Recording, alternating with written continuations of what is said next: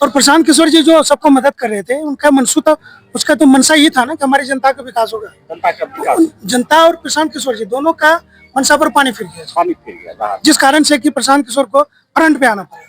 हाँ, सामने जनता के बीच जाना पड़ा फ्रंट। अगर ये सरकार उम्मीद पर खड़ी उतरती तो प्रशांत किशोर नहीं आते। हाँ, ये अगर जो भी एनडीए गठबंधन की महागठबंधन, यूपीए गठबंधन कहिए, महागठबंधन कहिए, ये लोग जनता की उम्मीद पर खड़ा उतरने का कार्य करती तो निश्चित तौर पर प्रशांत किशोर जी इस फील्ड में नहीं आते। जब प्रशांत किशोर की सरकार अगर बन जाती है तो सबसे पहला वो कौन सा काम करेंगे? वो सबसे पहला हम लोग के सामने में यही है कि जो सबसे पहला काम भ्रष्टाचार मुक्त बिहार होगा। दूसरा सबसे महत्वपूर्ण कार्य है युवाओं बच्चे का उज्जवल भविष्य के लिए शिक्षा में गुणवत्ता को महत्व दिया जाएगा। और अभी के युग में जो टेक्नोलॉजी के से युक्त जो शिक्षा का पद्धति चालू हुआ है, जो रोजगार सृजन करे, रोजगारोन्मुखी हो सके, तो उस दिशा में कार्य तो होगा ही। साथ ही साथ जो एक दावानल की तरह जो है बिहार की जनता को जला रहा है, शिक्षा ग्रहण का, उच्च शिक्षा ग्रहण करने के बाद भी रोजगार का अभाव देखने के लिए मिलता है, इससे युवाओं में निराशा का भाव पैदा हो रहा है। तो ये सब ही मुख्य रूप से जो जनता से जुड़ा हुआ जो मुद्दा है, जो मूलभूत उनकी जो समस्या है, वही इनका मकसद है, वही इनका एजेंडा है। अच्छा, विपक्ष का आरोप है कि प्रशांत किशोर जनता को हाईजैक कर रही है, उन पर कब्जा कर रही है। जनता को हाईजैक कर रहे हैं तो अगर जनता सही, प्रशांत किशोर जी सही बात जनता के बीच में रख रहे हैं, जनता उनकी तरफ मुखातिब हो रहा है। इसको हाईजैक कहिए तो बिहार के लिए ये हाईजैक अच्छा है। प्रशांत किशोर जी ने किसी को जबरन उठा के किसी अपने वैसा गोडाउन बना करके उसमें तो वो पैक नहीं करवा रहे हैं। आज प्रशांत किशोर जी जबरन उठा करके, अपहरण कर करके, पैसा दे करके अपना जो कोई बहुत बड़ा जमा करने वाला वैसा गोडाउन या कोई वैसा जगह जहाँ ला के ठूस ठूस करके वो रख रहे होते। कुछ लोग बात करते हैं कि इतना पैसा आया कहाँ से प्रशांत किशोर के पास, ये सवाल, ये बहुत सारी बात है।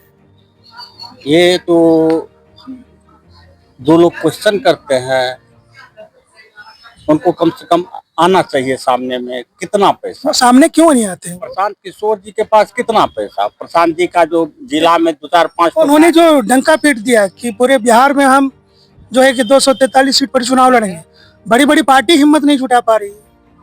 कांग्रेस इतनी बड़ी पार्टी है, वो तो गठबंधन में आ रही। भारतीय जनता पार्टी एक बड़ी पार्टी है देश का, वो तो गठबंधन में आ रही। लेकिन ये प्रशांत किशोर नया खिलाड़ी 243 सीट पर। बिहार में जैसा कि आप सभी